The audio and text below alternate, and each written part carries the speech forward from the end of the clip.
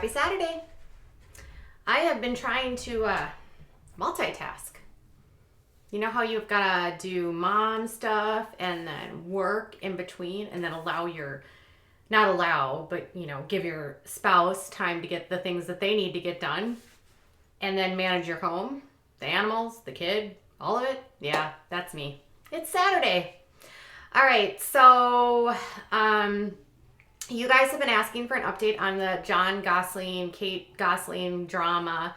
If you have been following this channel and the news, you'll know that Jon has broken his silence after a 10-year gag order between him and TLC and Kate was lifted earlier this year. And he has kind of been spilling everywhere. It started with a really extensive interview he did with the Daily Mail. And next week, he will be sitting down with an exclusive interview with Dr. Oz. Now, this will be the first time we actually hear from him, like orally instead of written, because on the Daily Mail, we only saw teasers, short clips of the things that he said. In the exclusive interview with Dr. Oz next week, he's going to be talking about his financial status, issues with his relationship and marriage with Kate, as well as his lawsuits. Now, in 3 separate teasers that were released by Dr. Oz, he had a few things to say, which I actually thought was kind of interesting. So he actually talked about how when he left the show, he said, I literally hung a sign on my gate saying, if any crew members show up, I'll have you arrested for trespassing. They sued me for breach of contract, and I pretty much bankrupted himself. So after he and Kate split, he said that he did not want his kids filmed. He told the Daily Mail that in September, that he made the decision to not allow cameras to film the divorce. He did not want it public for the children. He said that by doing so, it put in a breach of contract. He was unable to he wanted to be fired. If you've read the Robert Hoffman book, How Kate Fooled the World, or something like that. I can't remember what it's called. Kate Gosselin, How She Fooled the World. He talks about all of the things that Jon attempted to do to breach the contract, including to get fired, including getting drunk, going out a lot, talking bad about TLC, but TLC would refuse to can him. So he said that he ends up getting slapped with a breach of contract, and he said, I spent $1.7 million in lawyers' fees from when TLC sued me and the divorce. TLC paid for Kate's attorneys in the lawsuit and for her divorce. And he said that I financed it by myself, and she was financed by the networks, and I didn't understand at first why, but now I understand why. All she wanted was legal custody to film my kids, to sustain her lifestyle and their lifestyle, and see, it gets all warped up. That's fame. He said it gets twisted. It twisted things around in their marriage. So he alleges that the reason why TLC actually helped pay for Kate's fight for her divorce, along with her the lawsuit for the breach of contract and all the other things that went on, is because TLC wanted to keep Kate on the air. Kate told TLC that she would film with the kids. And so TLC buckled down and helped her fight to win her children so they could continue to film. This seems so conflict of interest. It's in their best interest to have the kids with Kate, whether or not it's actually in the best interest of the children. And because they had more money, he loses. He actually ends up having to pay TLC a fine. I think he told the Daily Mail of over $200,000, and then he spends $1.7 million on lawyers' fees, which basically leave him broke. They also are going to talk about whether or not he believes Kate is fit to be a mother. Now, he told the Daily Mail this past in September about how he says that Kate is diagnosed with bipolar disorder and narcissistic personality disorder. Now, Kate has never made any public claims about her mental health, so you have to take that with a grain of salt. But Dr. Oz asked him, do you believe that Kate is an unfit mother? And he said, well, I believe that her belief system is skewed, and that's what I believe. I believe her intentions in the beginning were good intentions, bringing kids into the world, that she fought to have these kids.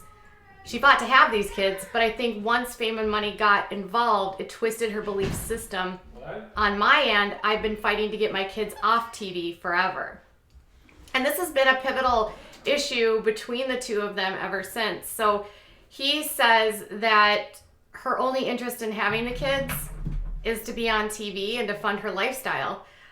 So I don't know whether or not he actually answered that question there on if she's a fit mother or not, but hopefully in the show they get into that. That didn't really answer it there for me, Jon. And another teaser, Dr. Oz says, do you think your marriage would have remained intact if it wasn't for the cameras? And he says, Jon responds, you know, a lot of people ask me that, and it's hard to live in a hypothetical, but I think eventually, because of our personalities, it would have fizzled out anyway, because first of all, I got married at 22 years old, and you just don't know, you know. And you mentioned earlier repeated it now, that there was a personality disorder. He says, I think it's the both of us, but I think she has a narcissistic personality disorder, and I think she tends to think more on her level selfishly instead of others. I think I tend to think sometimes more for others than for myself. So I tend to not worry what's going on with me when I should sometimes. And Dr. Oz went on to explain, so you're passive aggressive and she's a narcissist, and that's not going to work because she's going to be able to steamroll you and you're not going to take care of yourself. Which was pretty evident in their marriage. He didn't seem to have a backbone. And if that's also the truth, is that if he doesn't think about himself and is a pushover, that could have also been a factor in his inability to, you know, really get custody of the kids. Obviously there was the machine that is TLC funding, allegedly, according to Jon, the lawsuits and the divorce. But then his personality, maybe, I don't know. And then what does Kate have to say? Well, People magazine actually reached out to her, and she says, I have consistently made it a rule never to respond to Jon's delusional ramblings, and I will not break that rule now. However, at some point soon, I look forward to making sure the absolute truth about our family is known. Okay, I just got a question. Has Kate actually not responded to Jon over the years? Because I'm pretty sure she has, right? And isn't Jon's responses now because she had painted a narrative in the media that he cheated? So that's what the crux of a lot of this is she said he cheated. He says he didn't cheat. She says that he left money. He stole money from her. He says she had money and I didn't steal anything. She says that he was a philanderer, wasn't involved, changed overnight. He says that she wanted to divorce him. Once he stopped wanting to go to some church events where they were speaking and he didn't want to be on camera anymore, that's when the relationship broke down. Somewhere in the middle of their two perspectives is the truth. Does she actually have narcissistic personality disorder? I do wonder, because he does throw this out a lot, and I would hope that you wouldn't throw out a diagnosis unless you know. And Kate's never commented on it. I mean, does she exhibit signs of narcissism? I think so. She has a grandiose sense of self. She seems overly self-important. She seems to be like all about herself, high opinion of herself. Everything seems to be about her. But I don't know if that constitutes, I mean, a lot of celebrities, and a lot of people that seek fame have some level of narcissism in them. That doesn't mean they have narcissistic personality disorder. Now, he says she has the diagnosis. I would love to see that paper. That being said, this will be debuting on the 18th, which is Monday, on Dr. Oz, so check your local listings. I did reach out to Jon because, interestingly, one of my subscribers actually lives near Jon and was recently, about a month ago, at a parade. And at the parade, they saw a group of people, a group of kids, the junior ROTC and the ROTC marching. And she noted that there was a young boy that actually looked like Colin marching in the parade. And I reached out to Jon and I said, my subscriber saw your son. Is he in the ROTC or the junior ROTC? And Jon confirmed that Colin is in the junior ROTC. Apparently he's doing really well and he enjoys it.